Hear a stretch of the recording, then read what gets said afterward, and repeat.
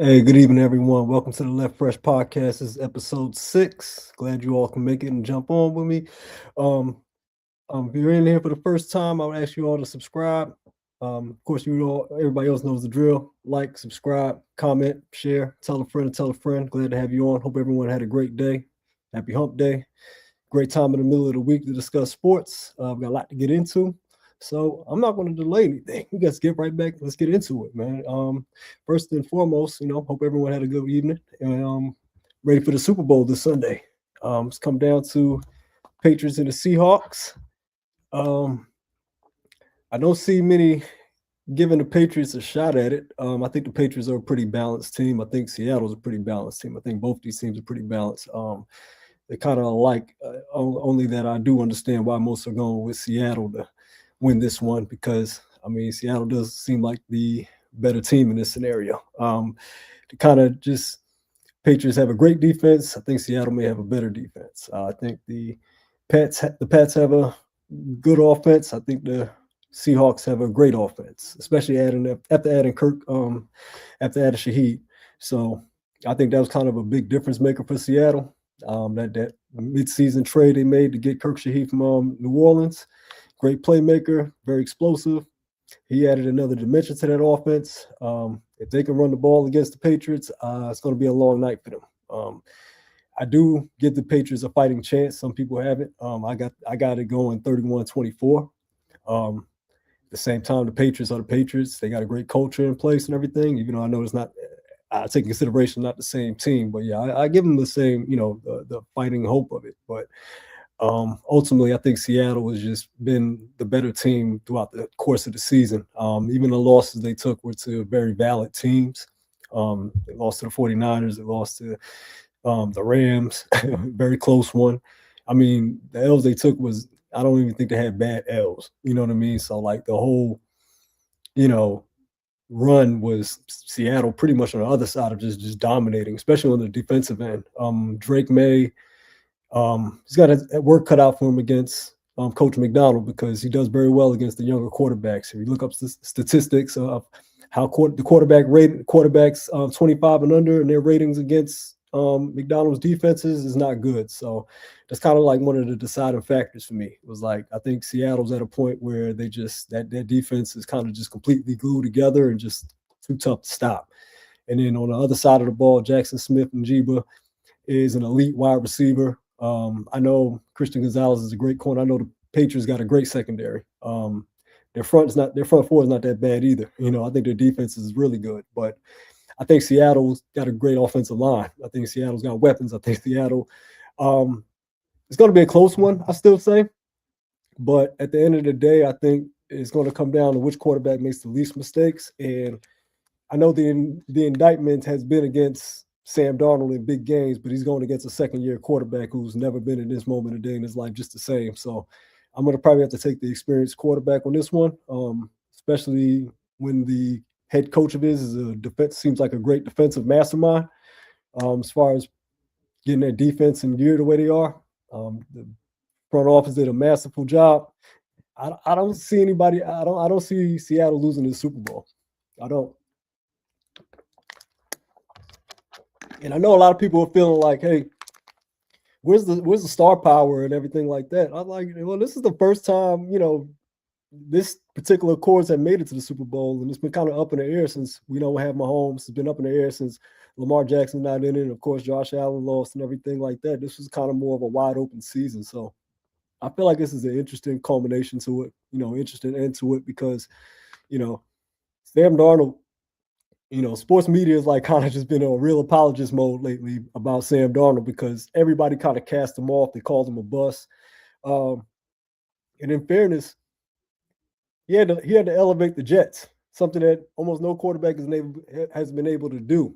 I don't know if this puts him. I don't know if winning the Super Bowl puts Sam Darnold in the Patrick Mahomes, Lamar Jackson, Josh Allen type of discussion, but I do think it kind of elevates him in the discussion a little bit more.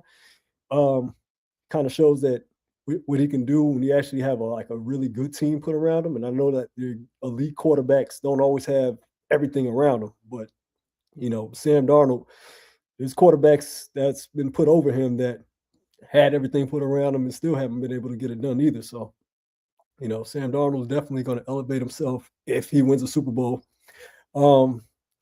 Drake May, I think regardless, I think you got to like the way New England is moving. It feels like they got the coach and they got the quarterback correct, and like everything else kind of falls into place. You know what I mean? And they also got solid playmakers on. They got receivers. They got Keyshawn Butte.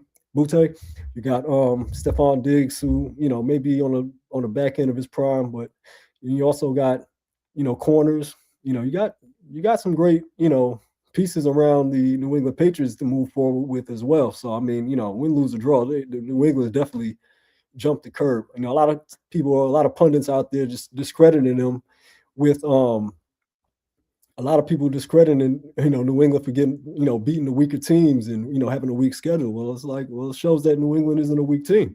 That's pretty a good thing. Now, I mean, I do think Seattle's a different animal, but all credit to the New England Patriots for a great run this season. What's up on Shackle? Yeah, no, just put Darnold in the same conversation with Hurts. Yeah, I mean, and that's kind of the NFL formula when you don't have an elite quarterback, is that you have to build a complete machine around him. You know what I mean? Because I don't know if Sam Darnold can elevate a roster, but I know that, at this point, if he wins a ring with this team, he can manage a roster.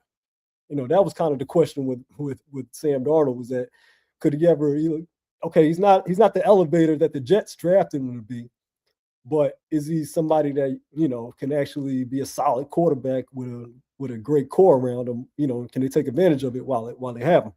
I think this is what kind of made Minnesota get off of him, is that, Minnesota felt like they had pieces in place. They had a great defense. They had a, elite receiver, and maybe they jumped off the Sam Darnold bus too soon. But yeah, that's kind of how, it kind of went with Sam Darnold's reputation as well. I mean, you look at the years in New England with the Jets, and you look at the years with the Panthers, it just feels like, everybody wrote Sam Darnold off, and then, he kind of just came back up from under Kyle Shanahan in San Francisco and everything else. And next thing you know, he gets a shot, and then he gets another shot. And this shot looks like it's going to turn into the Super Bowl. So yeah, I think Darnold, like I said, it most likely, that's kind of where I kind of had him, is like, because I wouldn't put him in the elite quarterback conversation, but he's kind of in that top 10 quarterback conversation where Hurts is kind of usually put at. They usually put him in there with, they usually put him Baker Mayfield. Where does Sam Darnold lie when it comes to Baker Mayfield? That's kind of a good, bridge to kind of measure. You know what I mean? Like a Baker Mayfield, a Jared Goff, those other quarterbacks who were drafted pretty high and had high expectations, and they're just solid starters. So I think that's kind of where Sam Darnold lies at this point. Like I said, with Drake May, second-year quarterback, makes the Super Bowl. Definitely changes the frame of the conversation when you look at that crop of second-year quarterbacks, from Jaden Daniels to Caleb Williams, Drake May, Bo Nix. But then you got the J.J. McCarthy and the Michael Penix, where you kind of wonder if they're ever going to get to that point where they can be measured to the other four quarterbacks that are on playoff teams or have been on playoff teams already in their young careers. But yeah, Drake May has put himself in that conversation where, you're going to be looking at Caleb Williams, Drake, and Jaden for like pretty much the bulk of their careers, because they're all drafted around the same time. Kind of like how you're looking at right now, how you're looking at Sam Darnold, because he was drafted in the same draft class as Lamar Jackson and Josh Allen, and he's made the Super Bowl before they did. But at the same time, it's a different context, because those two quarterbacks in the AFC trying to carry rosters for the most part of their careers before they got good parts put around them, have been expected to do more than what Sam Darnold's put in place to do. I mean, Sam Darnold, he's managing the game at this point right now, but he's definitely got a perfect storm of parts around him. But yeah, back to Drake May and the second year quarterbacks and everything like that. He seems to be like the most steady and the most consistent in his second year. I mean, Jaden had an amazing rookie year. I mean, the only thing I can probably limit Jaden with is just his injuries. I'm not sure, who's really the best quarterback in this class. I mean, it's only a 2-year sample anyway, but I mean, that's how neck and neck it is with the top three quarterbacks. And I don't know what type of jump is Caleb Williams going to continue to make, because, he's still not exactly the most accurate quarterback, but Caleb is still, he still makes those throws. He still makes those type of heroic throws, and the way he's came back in late in games this season, this playoff run, yeah, it's still like a 3-man race as far as the second year quarterbacks go.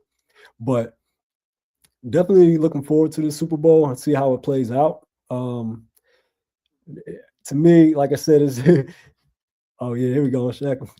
This game will determine what New England need for next 1 to 2 years. Yeah, yeah, exactly. This is kind of like a measuring stick for New England rather than, I mean, being one of those humongous upsets if it happened. But like I think this is more or less where you look at for New England and seeing where they measure up, because I think Seattle has the perfect storm right now. Like I think they actually have all the parts needed, like all the young parts in place before everybody gets too expensive and goes elsewhere. Like this is the type of team that you kind of win with, and you try to take advantage of for maybe 2-3 years, or keeping a playoff picture even if they don't win another one. But I mean, this one right here looks like it's up for Seattle to grab again. So yeah, this is definitely going to be an interesting one. Of course, my Sunday is going to be packed at a certain time in the afternoon. It's going to be that time where you cannot bother me because I'm getting ready to watch. But yeah, I mean, I'm looking forward to it. It's definitely the time. Welcome to everybody who just jumped on. If you on for the first time, please hit the subscribe button. Like, comment, share. Thank you all for jumping on. But yeah, the Super Bowl is pretty much it. Culmination of a whole long NFL season. After this, it's just off-season news until preseason starts. So next is, like, at this point, is what's starting to pick up is the NBA. It's time to shift gears almost. You know what I mean? I'm gonna be up on the NCAA and the March Madness as well too in later episodes, and keep you up on who's the hot prospects heading to the NBA and seeing what the NCAA is looking like as well. So when one sport dies down, pick up the other, and then have some great sidebar discussions and sports discussions, of course. So I'll have that lined up for you all as well. Have that advertised. But moving on to the next one, NBA. I know everybody's following along with the trades and everything right now. It's starting to cook a little bit. How much will it cook? Well, that remains to be seen. I think I've seen a little sizzle on the off-season wire. Off-season on the trade wire. Shams is out there busy reporting all the trades. There's a lot of decent trades, kind of team fit trades, all type of different moves being made. One of the most key trades, I would say, that would get the most casual fan or the fan who barely watches basketball to probably turn their eyes to would be the James Harden trade. James Harden was traded straight out for Cleveland Cavaliers point guard Darius Garland, and I believe a second-round pick. Salaries lined up. In this kind of day and age, you really can't do anything else but make trades and make the salaries line up. All this in 3 or 4 team trades are crazy. Yeah. I mean, and I'm going to show everybody the standards before we get into it, because show where we're at. You see in the Eastern Conference, right? See the top teams. Nothing changed since the last episode. But you see these middle of the pack teams, the Cleveland Cavaliers, of course, they had to make a trade. The 76ers traded Jared McClain to the Oklahoma City Thunder for a slew for 1 first-round pick and 3 second-round picks, I believe. See, the Orlando Magic looking like they're probably going to make a move. The Miami Heat look like they're probably going to make a move. I'm not sure if the Hawks are done making moves. The Chicago Bulls traded for several point guards and then traded them all again. All right. I mean, NBA trade deadline tracker is going in full swing because Shams is reporting nonstop. But I mean, there's a lot of small moves being made just to make fit, just to make contracts fit, just to make salaries fit, and trying to help middle of the pack team get ready for either a strip or a breakdown of their roster, or try to tweak apart just to see if they can make a big run or everything before they go. And one of those teams is the Cleveland Cavaliers. Not sure if people remember on the last episode, I said Cleveland Cavaliers are in the second tax apron. They were way over. They had, too many salaries on their roster, and they had to shed something to make it fit. And honestly, they couldn't even do that. You know what I mean? They ended up having to trade for another salary just to make something happen. And they traded for the beard, James Harden. So as you look at this roster right here, you're saying to yourself, this team has to make a run because you're dealing with Donovan Mitchell, you're dealing with Evan Mobley, you're dealing with James Harden, who has another player option for next season.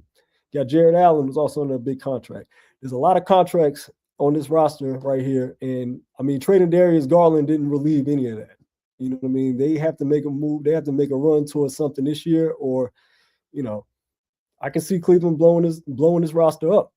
You know, we can say, oh, they'll keep this guy, they'll keep that guy, but I'm not sold on anybody staying with any team for $50 million. You know, it's getting tight. Trae Young and AD is building blocks for the Wizards. Is interesting if both can stay healthy. Yeah, that's the question, Shackle. Can they stay healthy? You know, I mean, AD is kind of at this point, costing teams a lot of contract space for a player that can't stay healthy. And what I really should have shown everybody to start this segment, this NBA segment, is these salaries. And it'll help you explain why so many are on the move. Now, pardon the fun, I'll read it off to you. Damian Lillard's already set at the top at $68 million. But that was a trade that was made last year when he ended up in the offseason. We ended up back in Portland. Milwaukee had to buy him out. They had to stretch the salary out about $20 million a year to make up that $68 million. Okay. And that's very important because this is ultimately why they should have traded Giannis very soon after realizing they had to let go of had to waive Damian Lillard and stretch out a salary. There was no way to help a team get better around Giannis. So now your only valuable piece, Giannis, who's also $54 million. There's only so many places Giannis can go. All right, winning teams, as I've shown you in the standings, winning teams don't necessarily need to take on that salary and take on a 31-year-old. Giannis is still the Greek freak. He's still a top 5 player in the league, but he's 31. And he's coming off an calf strain that many are weary of because those can lead to Achilles tears. And who wants to trade for Giannis, rush him back, hopefully to make a playoff run while they're already in the playoff run? You know, this is a trade made for middle of the pack teams. And as you see, why does AD have any trade value? Yeah, AD had an extension that he signed with LA. And yeah, he's getting paid $54 million this year, and he'll be making $58 million next year. So yeah, this is kind of like, where could you trade AD that teams would want him? And like I said on the last episode, there's very few teams that have cap space to take in these big salaries. James said, that's how he ended up on the Wizards for 3 bags of chips. And listen, and you know what? Those first round picks they got, that's considered a robbery in their case. That's considered a robbery getting first round picks for AD, because really taking in his salaries is doing the favors here. Okay, but you look at the Wizards, they're 13 and 36. Okay, they got obviously a lot of cap space, a lot of cap room to take in salaries. The Pacers don't really have cap space, even though they're bad. They're without Tyrese Halliburton. They don't really have this cap space they would think they would have. But the Brooklyn Nets and the Washington Wizards both have enormous amounts of cap space. So I wouldn't be surprised if the Brooklyn Nets take on a big salary as well. Don't be surprised if somebody ends up on the Nets tomorrow. I don't know how big a star, but they got the space for a salary, and they might move Michael Porter Jr. You know, a lot of people are looking for a good wing that can space the floor and shoot and score. Michael Porter Jr. could definitely be on the move. So, those type of teams with absolutely depleted rosters, those salaries that you want to get rid of, that's where they can go. And, you look on the West, you see the Jazz, they took on Jaren Jackson Jr. They had the salary space and they had the salary space to take him. And that was a great move for them. We had them with Lauri Markkanen, Kessler, Keontae George, Ace Bailey, a young team and still got a high draft pick going into this draft. Utah made a stride, right? Made a move that had a part that could possibly accelerate their rebuild. So I'm not mad at that move at all. But yeah, another team everybody got to look out for while we're all looking at the Giannis sweepstakes. Don't be surprised if Minnesota got a good trade offer for him. They're the dark horse team. Yeah, Jimmy, I like. Yeah, James, I like the Jazz in the next year or two as well. They got floor spacing, they got scores, they got length, they got defense. Yeah. Who's going to be the Cavs' dominant player, the Beard or the Spider? See, the thing with the Cavs. It would probably have to be Harden because Harden pick and roll with the bigs. Donovan Mitchell is more of a scorer. He can dish a little bit, but he's not the facilitator that Harden is. Harden can get more out of Evan Mobley and Jared Allen off the pick and rolls than Donovan Mitchell, but he can also help Donovan Mitchell get more buckets as well. The question is, can he? Is the playoff performances. If they get to those game sixes and game sevens, James Harden's history is James Harden's history. It's kind of the question mark. I mean, while we're at it, Donovan Mitchell's history is just as sketchy. So them two together, maybe they can work it out. But I think it really comes down a lot to Evan Mobley. This is a young power forward making almost $50 million a year next year. He won Defensive Player of the Year. Yeah. Yeah, Spider gave that classic bubble shootout with Jamal Murray. He went to that classic bubble shootout with Murray. I think this Cleveland Cavaliers run he's on is just kind of just growing impatient at this point. You know what I mean? He ran into the Knicks one year, ran into the Pacers last year, and a lot of that can be on Darius Garland too. This is why he's not there. Why we bring up Darius Garland, we're looking at the West. You see the Clippers. What can they do? And I'm gonna take a moment here because I don't really think people really grasp what just happened here. Clippers just traded Harden while they were hot, like 17 and 4, something like that. For the last couple games, they've been resurging right back up in the standings. They see they're back in play-in contention almost. Now that Harden is gone, does that Clippers team fall back down into the lottery? And if they do, that pick goes to the Oklahoma City Thunder. So if OKC comes out with a lottery pick in this deep draft because of the Clippers, we could thank James Harden and all that. We could thank James Harden in this trade. But that's a funny fact right there. And is Memphis still trying to? Yep. And at this point, I'm reading that Memphis is not even holding out for anything anymore. I heard Memphis is not even holding out on anything anymore. I mean, usually people try to get draft picks, anything like that. For Ja Morant, they're just like anybody else take him. Not sure if that's the Miami Heat. Not sure if that's the Sacramento Kings. Could very well be. Yeah, could very well be the Kings. I mean, they might just trade an expiring salary. I mean, or DeRozan or Zach LaVine even. I mean, But yeah, Ja Morant should be on his way out, and not for a very high offer either. I know a lot of people are questioning, well, what kind of moves the Lakers going to make? Man, that's a very good question. I don't think the Lakers can make any moves until LeBron leaves.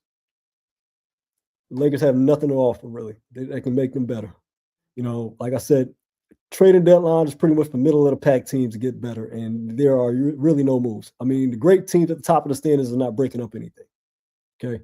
Middle of the pack teams is pretty much all is good for in this day and age. In this day and age of tax aprons and CBA and collective bargaining and luxury tax, you're really not getting much out of the trade deadline.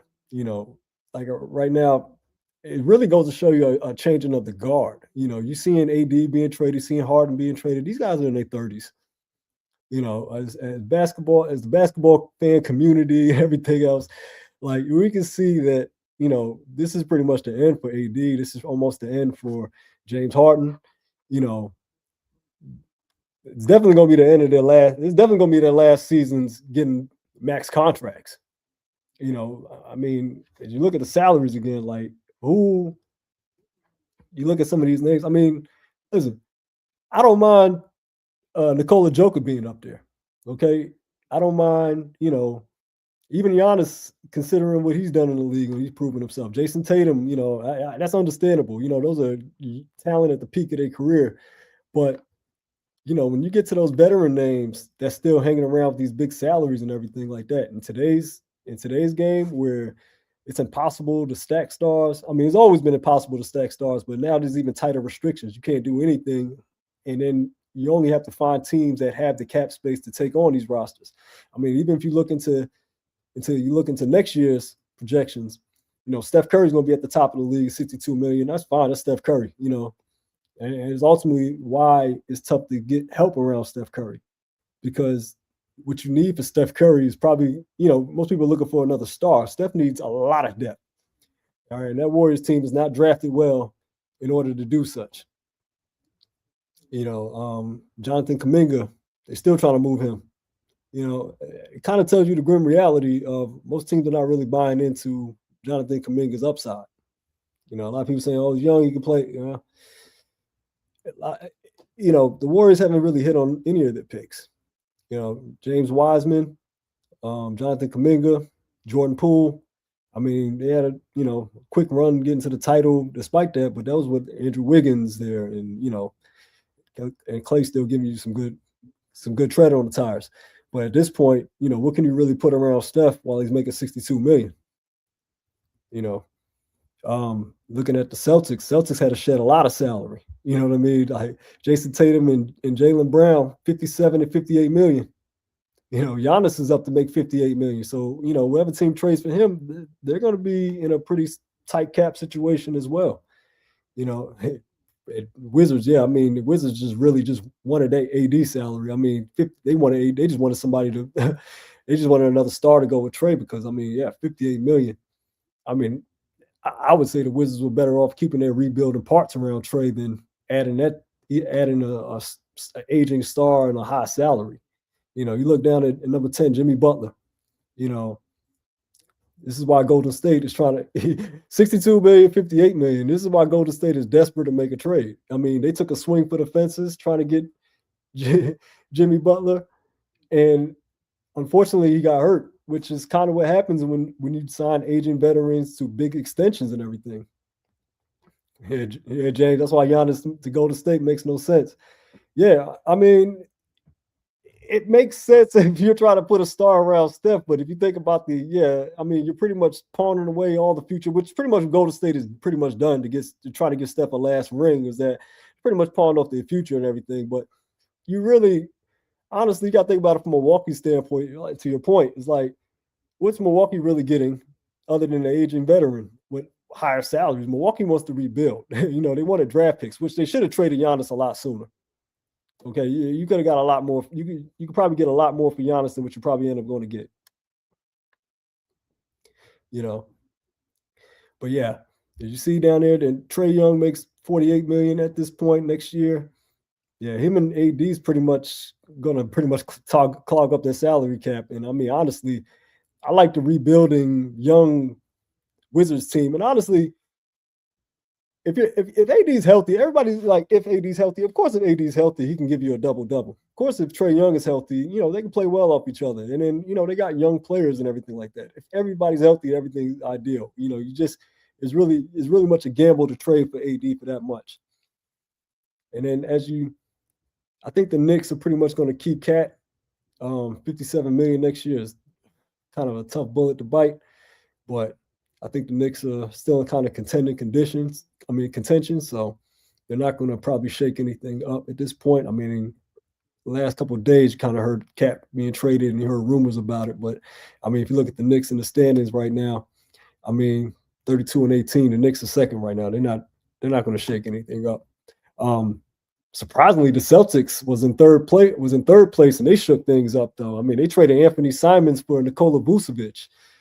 To me, that was a good move for Boston. You don't get your rim protector for them, but they can actually space the floor a little bit more as a big, and then he's a double threat. So, and Anthony Simons, he's on an expiring deal. He goes to Chicago. If anybody's looking at Chicago right now for all the trades they made, they racked up on a bunch of undersized point guards. And I mean, I think it's a lot of expiring deals because what they're trying to do is just open up a whole bunch of cap space to make a run at some stars or anything like that in the offseason. And honestly, that's not a bad move because the trade deadline may just stale out on us tomorrow. Like when you look at it tomorrow, I don't know if the deadline is really going to give us much, but I will say that the offseason might even get even more crazier, especially around draft time. Like I said, this draft class is going to be deep. A lot of teams are still going to have these salaries they're going to want to get rid of, and I can honestly can see big moves being made around the draft. One thing that people I look out for is how many draft picks Memphis picked up since they traded Desmond Bain and Jaren Jackson. I mean, they got draft picks kind of like how OKC started racking up on them. I mean, they're really about this rebuild life, and I don't know if they're going to get a draft pick for Ja Morant, but they're definitely moving forward, and that's kind of the best direction to do it. Is just with these high draft picks and in a good draft class like this, because I mean it's generational. I mean it's like one of those. This year's rookie class is crazy. I think next year's rookie class has the potential to be even better, which is why I'll be giving you more NCAA coverage as I go, because we get closer to March Madness. We're going to see which one of these young stars is going to elevate their game when it comes to the big game and elevate their draft stock. And it's going to make a big difference because, like I said, the NBA is in a changing of the guard. We're not a lot of these names. We're going to have to get used to not talking about anymore. You know what I mean? Like I said, I respect the James Harden Hall of Fame career, respect the AD Hall of Fame career, but Father Time's undefeated, and being able to play as long as LeBron has, is kind of a far reach. It's still kind of a far reach. So, I mean, look at the young. I wanted to show, like I said, re-show this right here. I'm not sure if it's the best freshman class in history. That might be a little bit of a glaze to it, but I mean, when you look at Cam Boozer, and you look at Darius Acuff, and look at AJ DeBonsa, and then the matchup over the weekend with Darren Peterson and AJ DeBonsa, two of the best players in the nation, and they're freshmen. So, I mean, this draft class is going to be full of a lot of talent and then they're going to be on the rookie contracts at that. You know what I mean? You look at how fast Wemby ascended. You look how fast Cooper Flagg is starting to ascend. There's no point in really hanging on to these old names and anything like that. So, especially the high salary ones. You know what I mean? Like, they're still commanding a high salary. They're getting injured a lot more. A lot of these teams are just going younger. They're going more depth. Trying to put 2 or 3 stars together or add a big star, it's not really as enticing as it once was in today's, collective bargaining. But yeah, I mean, a lot of trades been happening. Shams is reporting all around the clock.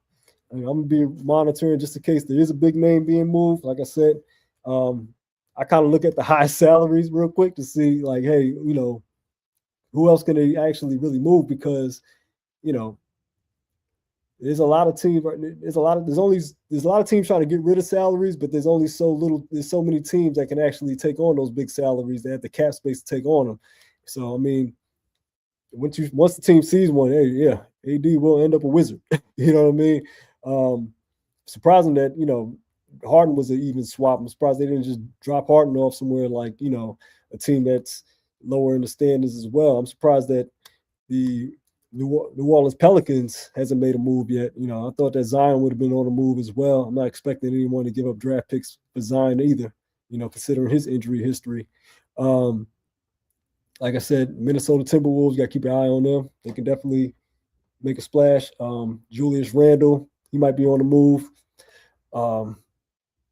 I'm not really sold that the Suns are really that content with their roster. I mean, you got Dylan Brooks. His value is through the roof right now, but you got Devin Booker. I mean, you probably can keep them both at the wings and everything, but you got Grayson Allen. You don't really have a solidified point guard situation there either.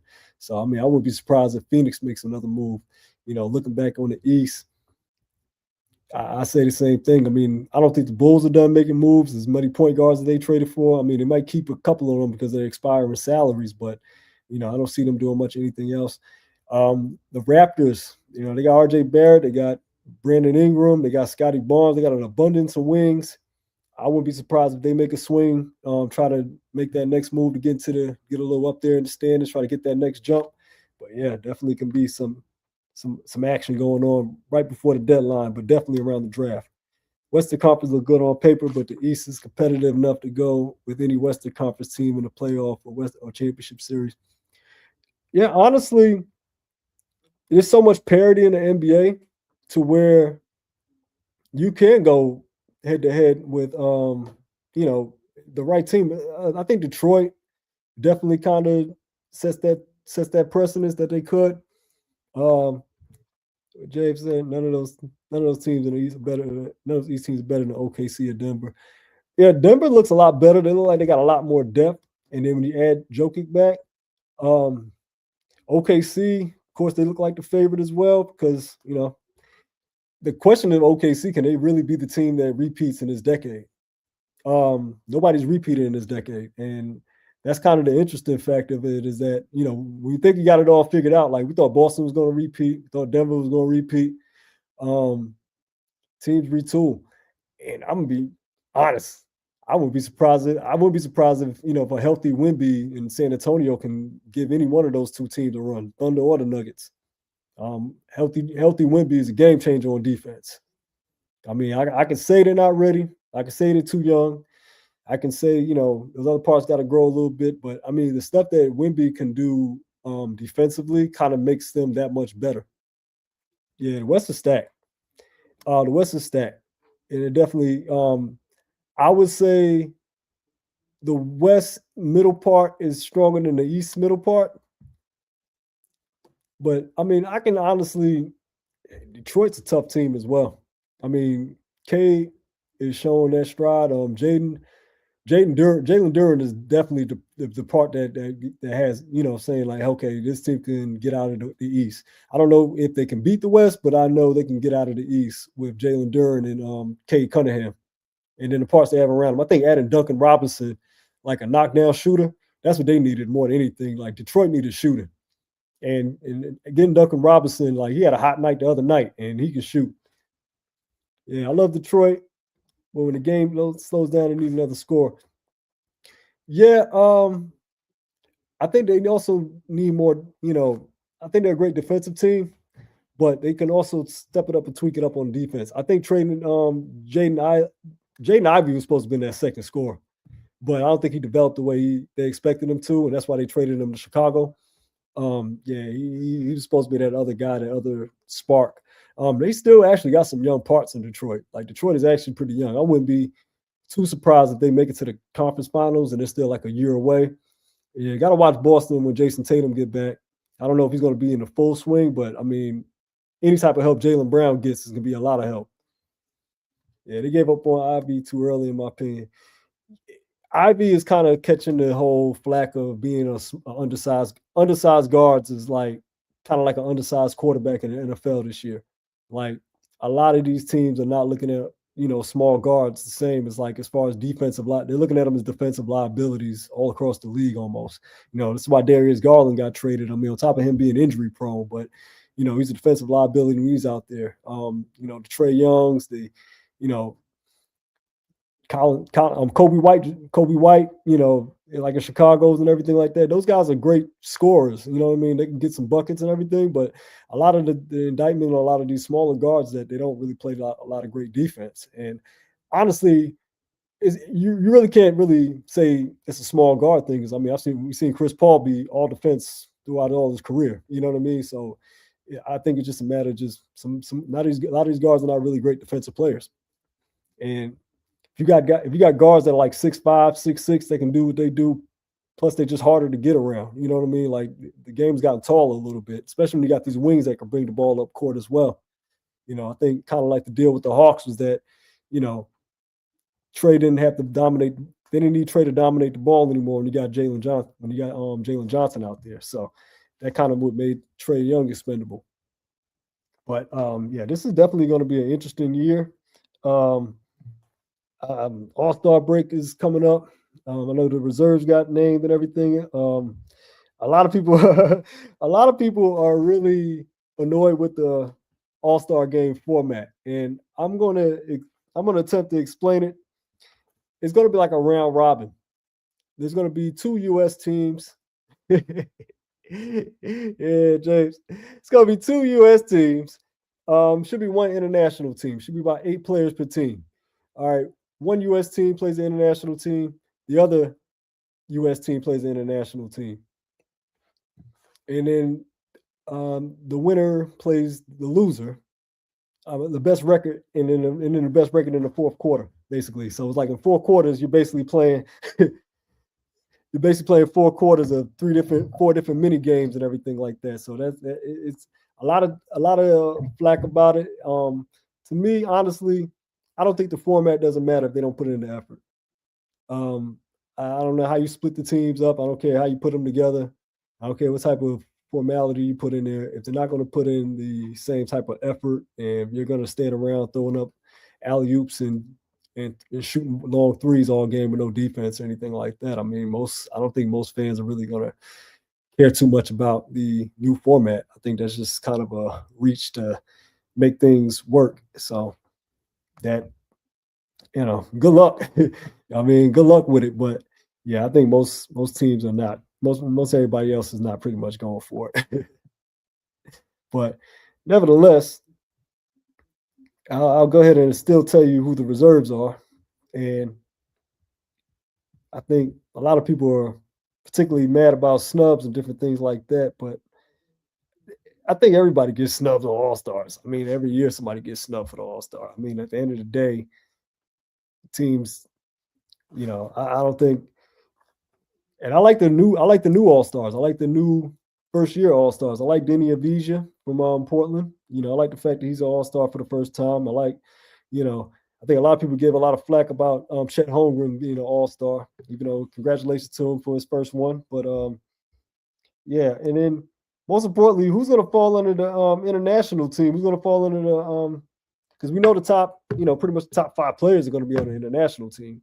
You pretty much know that you're going to have Wemby, you're going to have Jokic, you're going to have Giannis. Well, Giannis is pretty much out for the All Star, so I believe there's going to be a replacement name for him. Pretty sure there is a replacement already named for him, but I have that up for you in a little, the next episode before the All Star break.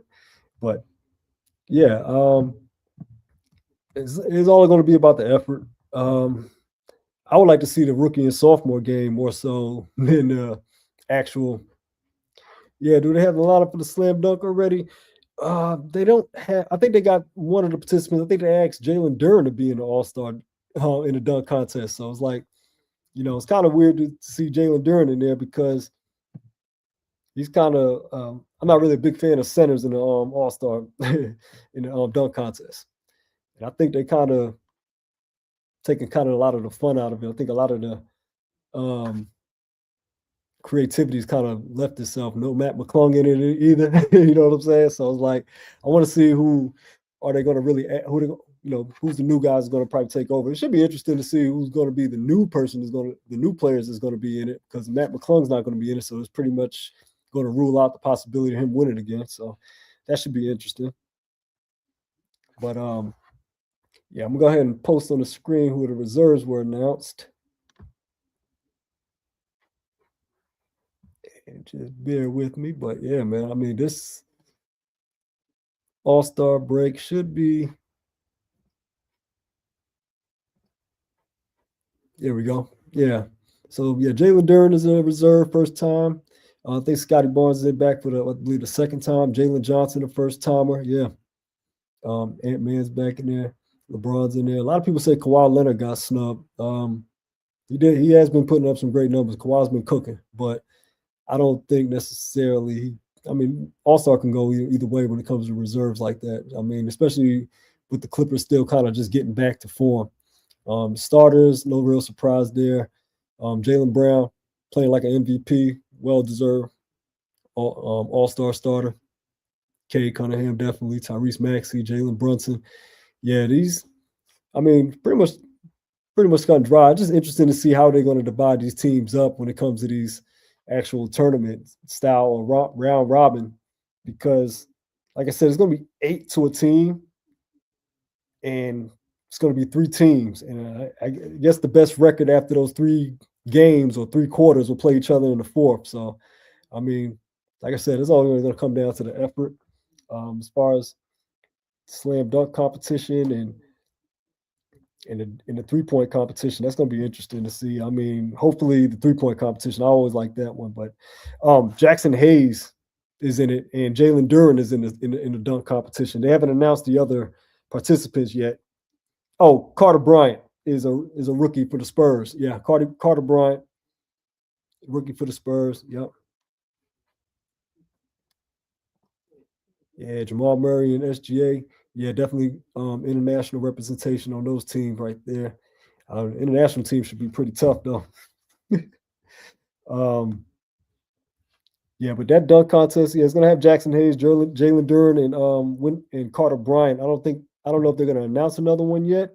The fourth contestant. There usually is four contestants, but yeah, they haven't announced that fourth one yet. As far as the 3-point contest, yeah, we know Con Kneppel, the rookie from Charlotte Hornets from Duke, he's going to be in it. That should be pretty interesting. The way he's been shooting the ball this year. I don't think they announced the other participants just yet. You know, their next episode as it comes up for All Star Weekend, we'll definitely have all that stuff lined up for you all. But yeah, that's what the update is right now. I'm kind of dragging out these announcements as well, if I don't mind me saying myself. I mean, I like taking too long to announce all these teams, but get it over with. But tomorrow's the trade deadline. Yeah, it should be like I said, I don't expect much suspense. I'll be surprised if another big time star gets moved. Um, I think that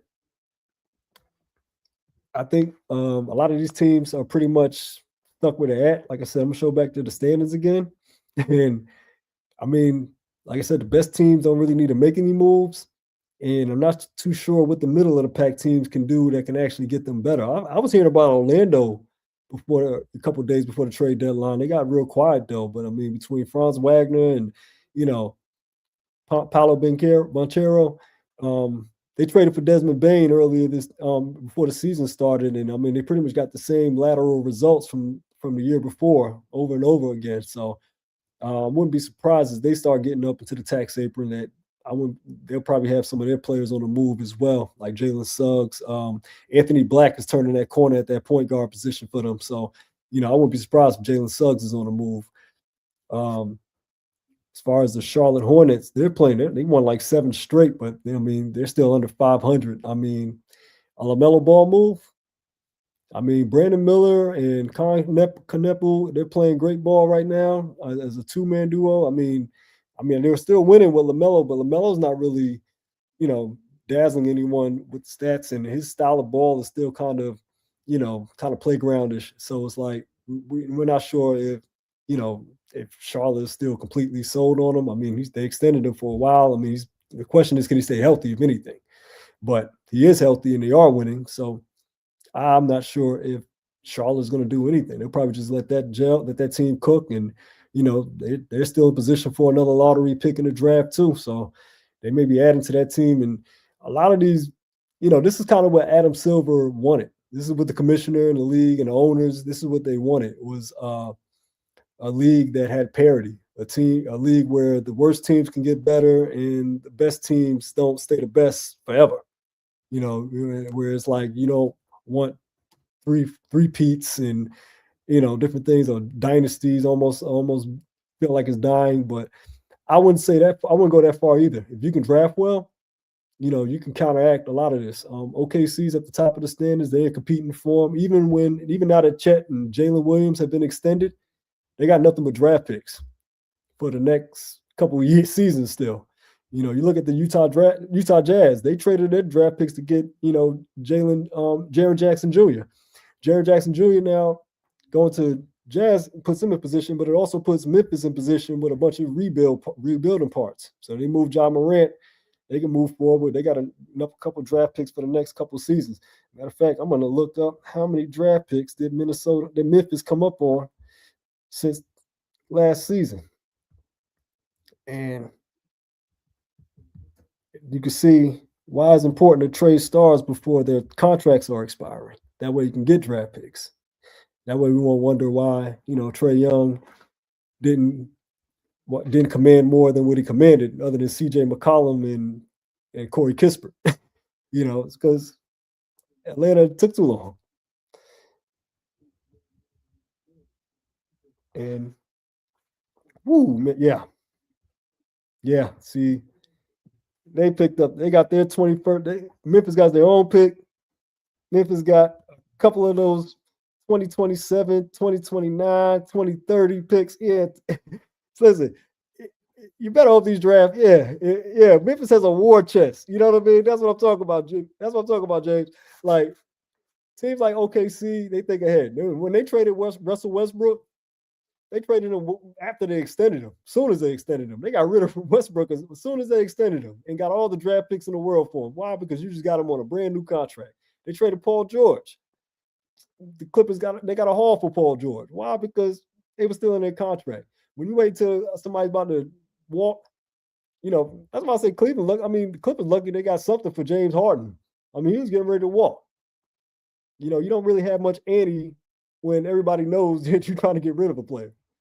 That's kind of why Luka didn't really command anything. Everybody knows. Pelinka knew that Nico Harrison was not going to extend him. I'm not giving you a first round pick for that.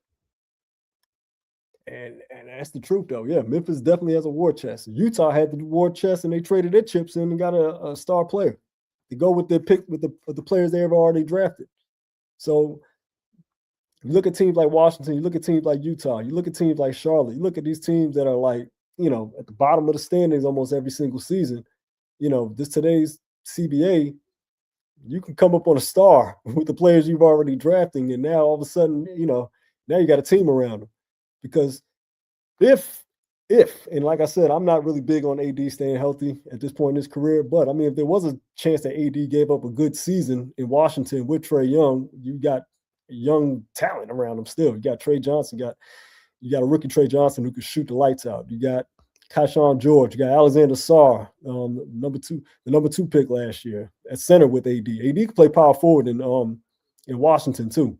And that team in the East, like a healthy team, it's the East. You can at least get into that bottom seed in the East, or that lower seed. I mean, we've seen lower seeds make a run in the East. The Pacers were the 6th seed last year, and they made a run all the way to the finals. We like to say we got it all figured out as far as the top of the standings, but I mean, it's been kind of a crazy decade at this point. And with these salaries being able to have to match, and these teams have to shuffle players around, and you'll be surprised which team has to come up next. I mean, like I said, looking back at Indiana again. Indiana was at the top. All it takes is one injury too. I mean, unfortunately, that's an unfortunate part of the game too. How many injuries that we've seen in the recent seasons. Unfortunately, like I said, this is a grim reality that Giannis has a calf strain that has been out. It's kind of risky to inherit Giannis with a calf strain. I mean, and you almost want to sit him almost for the rest of the season when you get him. You almost want to just cut the season off with him. If you're Minnesota and you trade for Giannis, you want to be able to you got to just sit him and just take the loss with the season. Because Minnesota right now is in 7th standing right now, 7th in the standings right now. I mean, they're not, if they trade for Giannis and they have to sit him because of his calf strain, it's not going to be easy to catch ground in the West. Because whatever you give up, you're not going to have that around AD if Giannis has to sit. And, same thing with the Warriors. You're trying to keep ground. If you trade for Giannis and Giannis is not able to make it on the court, that's almost, a lost season. You're pretty much gearing up for next season more than this season. It's not a win now move trading for Giannis at this point. This might be more like a calf strain. Yeah, I mean, once he got moved at home, it was over. The thing is, that calf strain was lingering before he got booed. He had the calf strain. This is like that's like the second issue with a calf strain. And the thing is with Giannis is like, yeah, I know Giannis still got something left in the tank, but how much left and for how much longer? I mean, he's 31.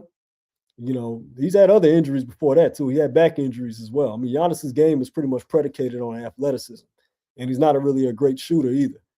So, I mean, it's not just pretty much set in stone. You traded for a top 5 player. I mean, you traded for a top 5 player, but it's also, how much longer of it.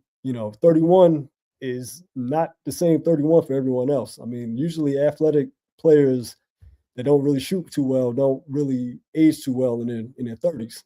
And especially when it comes to, playing a young man's game, banging in the paint, flying up and down the court and everything like that. I mean, can he do it at the same pace on the right team, or can he stay healthy?